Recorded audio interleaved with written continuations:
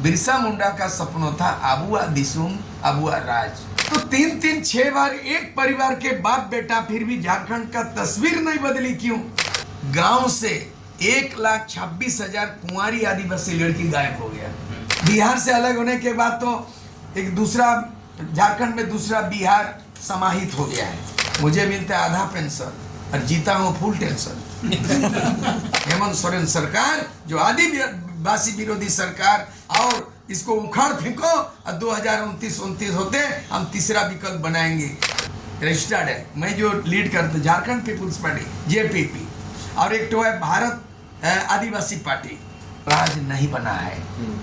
बिरसा मुंडा का सपना था आबुआ दिसुम आबुआ राज। आबुआ दिसुम आबुआ राज मतलब अंग्रेजों से जो भारत देश मुक्ति हुआ, आजाद हुआ, तो झारखंड में भी ऐसे राज, आदिवासी राज की परिकल्पना किया था बिरसा मुंडा। जल जंगल जमीन का अधिकार हो, हमारे गांव में हमारा राज स्थापित हो। वो आज तक 25 वर्षों में वो सपना पूरा नहीं हुआ।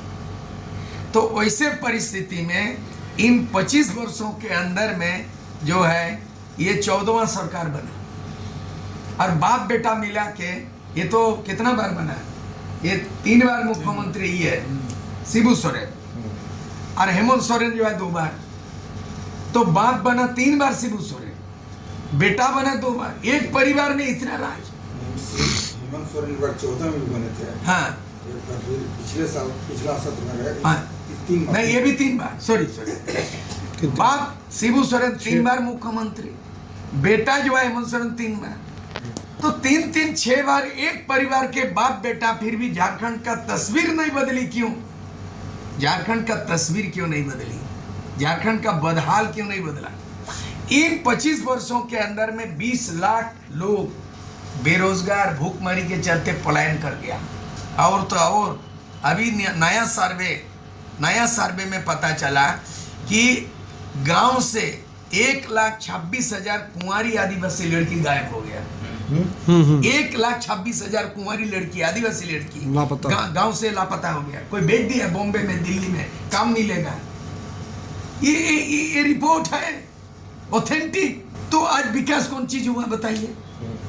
जब झारखंड राज्य बनने के बाद कोरोना काल में पता चला कि 20 लाख लोग बाहर से यहाँ मजदूर को लाया गया। 20 लाख लोग जा रहे हैं। अब राज बना, इसीलिए राज बना है। रोजगार होगा, खेतीबाड़ी होगा, स्वरोजगार होगा, उद्योग विकास होगा। लेकिन आप जो है ना, इसके बावजूद भी 20 लाख लोग पलायन कर गया, पलायन रुका नहीं है।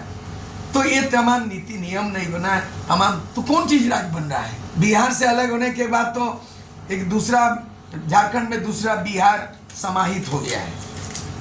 बिहार का कार्य संस्कृति यहाँ पे चल रहा है। बिना कमीशन का, बिना लेन देन का कोई यहाँ पे कारोबार नहीं हो सकता है। ट्रांसफर पोस्टिंग उद्योग बन गया है यहाँ का। ऐसा राज्य तो हम लोग कल्पना नहीं किए थे, लड़ाई लड़ने वाले। तो अब मैं इस उम्र में, अभी 35 साल पहले विधायक थे, लालू ने ललकारा मेरे लाश पर झारखंड बनेगा, और मैं 5 साल का विधायक, 35 साल का उम्र में मैंने विधानसभा से बिहार से इस्तीफा दिया। 1 साल 5 महीने रहा। इसीलिए मुझे पेंशन कितना मिलता है जानते हैं? मुझे मिलता है आधा पेंशन और जीता हूँ फुल टेंशन। मुझे आधा पेंशन मिल रहा है 60,000, और उसका डबल मिलता है जो 5 साल पूरा किया। तो जो 5 साल पूरा किया फुल पेंशन, और मैं आधा किया हूँ हाफ पेंशन, और जी रहा हूँ फुल टेंशन।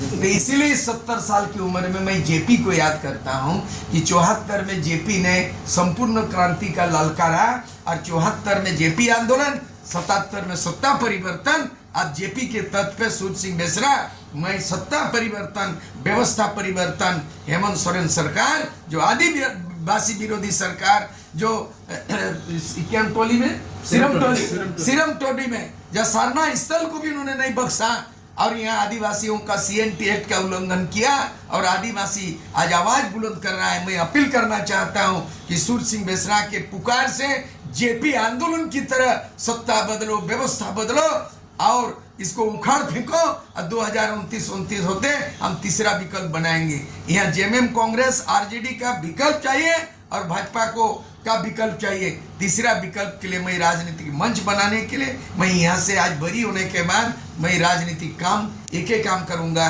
कि 2029 में एक तीसरा विकल्प बनेगा। और जिस तरह होनहार ये तमाम नौजवान पढ़े लिखे लोग हैं, एजुकेटेड एंड डेडिकेटेड समझदार लोगों का हम जो है वैकल्पिक व्यवस्था तैयार करेंगे जाकर।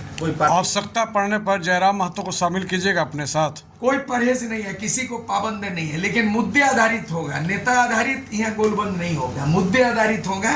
उनको अगर हमारे मुद्दे पे सहमति है कि वेलकम है। यहाँ पे मेरी अपने पार्टी है झारखंड पीपुल्स पार्टी, रजिस्टर्ड है, मैं जो लीड करता झारखंड पीपुल्स पार्टी JPP, और एक तो है भारत आदिवासी पार्टी, इस बार चुनाव भी लड़ा था। और उसी तरह अगर जयराम महतो का भी पार्टी है, अगर पॉलिटिकल पार्टी जो सरकार में नहीं है, माने आपकी दो पार्टी है ना, भारत आदिवासी एक पार्टी। मैं मेरे दो पार्टी, मेरी एक पार्टी है, मैंने नाम गिना रहा हूँ, एक भारत आदिवासी पार्टी, लोग यहाँ लॉन्च हुआ है झारखंड, रजिस्टर्ड है, और दूसरा जयराम महतो का पार्टी। मैं इन तमाम लोगों को इकट्ठा करेंगे इसी जो है ये मैंने इसी महीना के अंत तक, और हम लोग एक विकल्प तैयार करेंगे कि आदिवासी विरोधी सरकार आए और ये पंच पांडव यहाँ पे तांडव कर रहा है, ये 5 पांडव का तांडव नहीं चाहेगा, और यही लोग बरगला रहा है। आदिवासी और मूलवासी का हितैषी नहीं है।